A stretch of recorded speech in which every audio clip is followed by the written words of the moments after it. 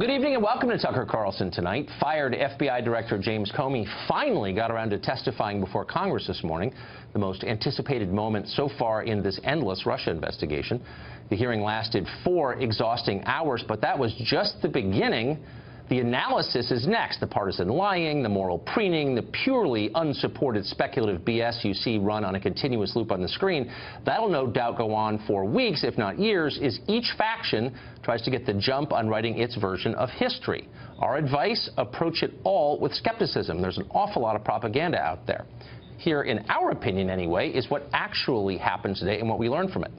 First, all those leaks you've been reading about lately, at least one of them came from the director of the FBI himself. We know this because Comey admitted it. After being fired, Comey concedes he sent a memo describing a meeting he'd had with the president to a friend of his, who then gave it to the New York Times.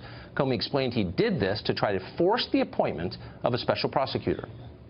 It didn't dawn on me originally that there might be corroboration for our conversation. There might be a tape.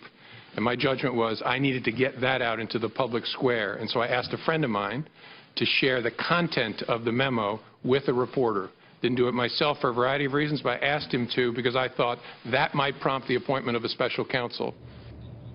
Well, second, we learned that many of the other leaks and big scoops from major news outlets are lies. In February, for example, the New York Times published a piece entitled "Trump Campaign Aides Had Repeated Contacts with Russian Intelligence," and it cited those ubiquitous current and former American officials you see quoted in virtually every story these days. According to Comey, the article was garbage.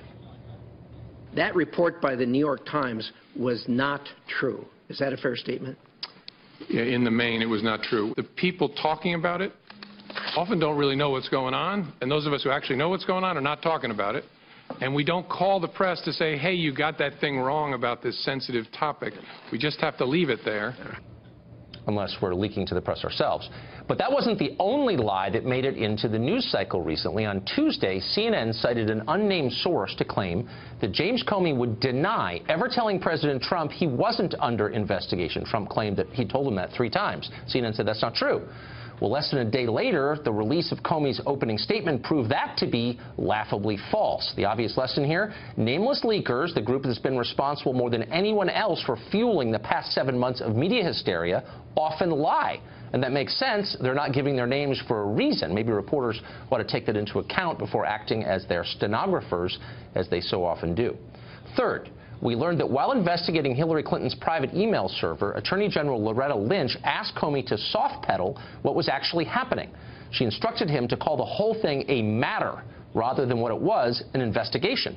Now, that's political pressure if there ever was such a thing, but Comey went along with it anyway. We were getting to a place where the Attorney General and I were both going to have to testify and talk publicly about it, and I wanted to know, was she going to authorize us to confirm we had an investigation? And she said, yes, but don't call it that, call it a matter. And I said, why would I do that? And she said, just call it a matter. It gave the impression that the Attorney General was looking to align the way we talked about our work with the way a political campaign was describing the same activity, which was inaccurate. But wait, there's inconsistent behavior here.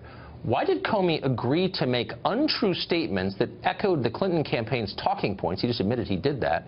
And then refused to publicly say something completely true about President Trump, namely that he was not under investigation. Why did Comey make and then leak detailed memos about his meetings with President Trump, but apparently do nothing in response to the political pressure he received from the previous Attorney General, Loretta Lynch? And was this the only time that the Obama administration exerted political pressure on James Comey? We still don't know the answer to that last question, and it might be worth asking. Fourth, we learned today that President Trump talks and acts a lot like a New York City real estate developer, one who is highly aggressive and does not understand the importance of precise language or care. Comey's testimony reveals a president who is used to the world of business, where the guy on top wields absolute authority and who doesn't yet grasp the sometimes vital nuances of managing the executive branch of government. Now, those nuances can be taught, obviously, but Comey also revealed that for some reason he didn't bother helping the president with this and instead let him just flail around and then took notes on it. You told the president, I would see what we could do. What did you mean? That was kind of a slightly cowardly way of trying to avoid telling him we're not going to do that, that I would see what we could do. It was a way of kind of getting off the phone, frankly, and then I turned and handed it to the acting Deputy Attorney General, Mr. Bente.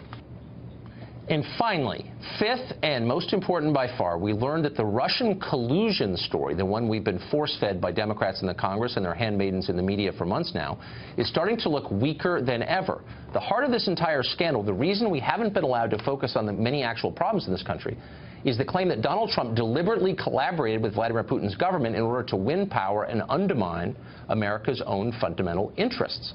Now, if that's actually true, Comey didn't suggest it today or even come close. Instead, he confirmed that Trump was never under investigation and offered no evidence or testimony suggesting he should be under investigation.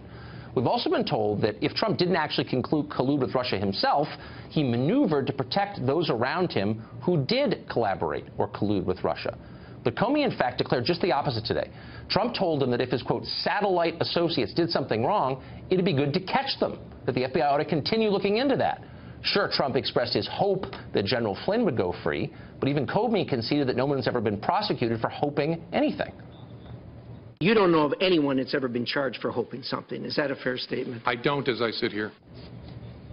So let's see, where are we now? A month of shrieking hype, millions of words of ink, hundreds of hours of the shrillest television ever produced add up to pretty much nothing. We've got precisely as much proof right now that President Trump committed treason as we had 7 months ago when all this started. But that doesn't mean we've learned nothing. We have learned some things. We've seen the FBI exposed as a political battleground, and that is not reassuring to us citizens. We've had the executive branch's effectiveness compromised by dozens of politically motivated leaks, many of them untrue. We've had the media uncritically cheer on what has become unambiguously an attempt to bureaucratically overthrow a democratically elected leader. It's been a total disaster, a man-made one, and it's hard to see who outside of Washington has benefited from any of it.